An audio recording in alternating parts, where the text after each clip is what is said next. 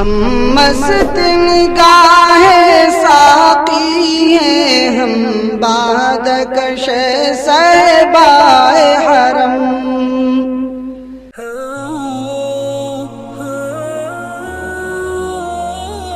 یہ ہے مونگیری ہاسٹل، جو مسجد کے جانب شمال میں موجود ہے۔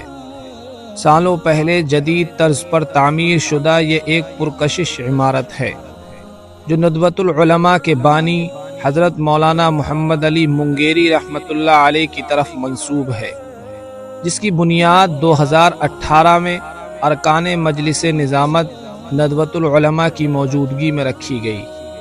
اس 3 منزلہ عمارت میں تقریباً 40 رہائشی کمرے اور 2 دارالمطالعہ موجود ہیں۔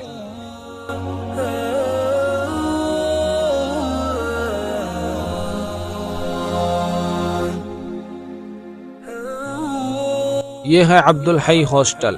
یہ ہاسٹل علامہ شریف عبدالحی فخر الدین حسنی رحمۃ اللہ علیہ کی طرف منسوب ہے، جن کا شمار ندوۃ العلماء کے بانیین اور فعال کارکنان میں ہوتا ہے۔ یہ ہاسٹل مسجد کے مغربی شمال میں واقع ہے۔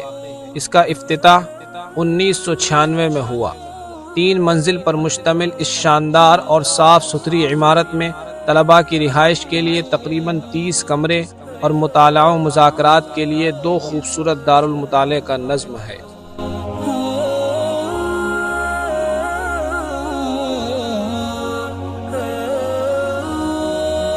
یہ ہے دارالعلوم کا مہمان خانہ، جو مسجد سے متصل مغربی شمال میں واقع ہے۔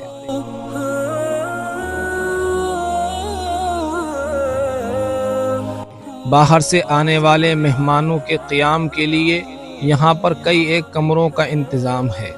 یہاں پر مہمانوں کے کھانے پینے اور رہنے کی بہترین سہولت موجود ہے۔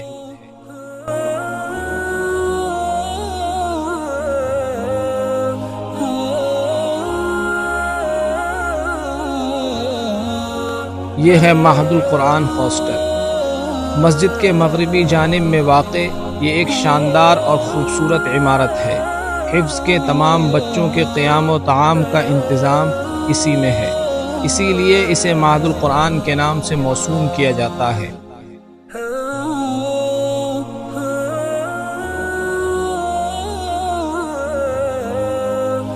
اور اس کے علاوہ عربی درجات کی چھوٹے عمر کے طلباء بھی اسی میں رہتے ہیں۔ اس ہاسٹل میں طلباء کی رہائش کے لیے تقریباً 70 کمرے اور مطالعے کے لیے ایک بڑا ہال موجود ہے۔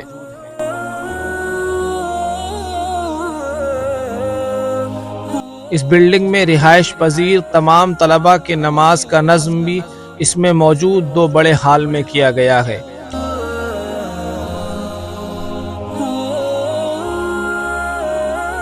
دارالعلوم میں مقیم طلباء کرام کے جذبات کا بھی خاص خیال رکھا جاتا ہے، چنانچہ طلباء کے کھیل کود کے لیے دارالعلوم میں ایک کھلا ہوا کشادہ اور ہرا بھرا میدان بھی موجود ہے، جہاں کھیل کے شائقین طلباء فارغ اوقات میں مختلف قسم کے کھیل جیسے فٹ بال، والی بال، بیٹ بال، بیڈمنٹن اور اس کے علاوہ دیگر ورزشی کھیل کا مکمل لطف اٹھاتے ہیں۔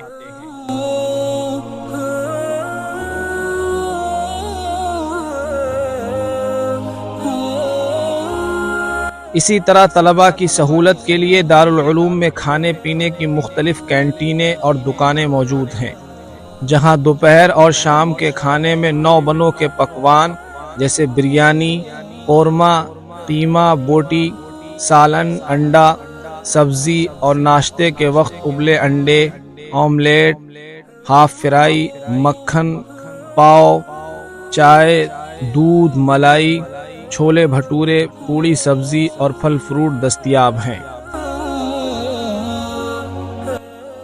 اس کے علاوہ کئی ایک کرانے کی دکانیں بھی ہیں، جہاں ہر طرح کی ضروریات کے سامان مہیا ہوتے ہیں۔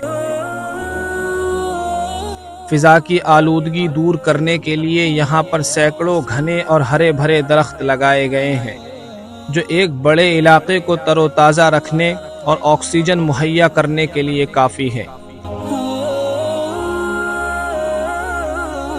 اسی طرح ہوا کو پاکیزہ و معطر اور ماحول کو حسین و جمیل بنانے کے لیے خوبصورت پھولوں کے بہت سے پارک موجود ہیں، جہاں رنگ برنگ کے معصوم کلیوں کی چھوٹی چھوٹی کیاریاں بنی ہوئی ہیں، جس سے پھوٹنے والی خوشبو و مہکار لوگوں کو اپنی طرف کھینچتی ہے۔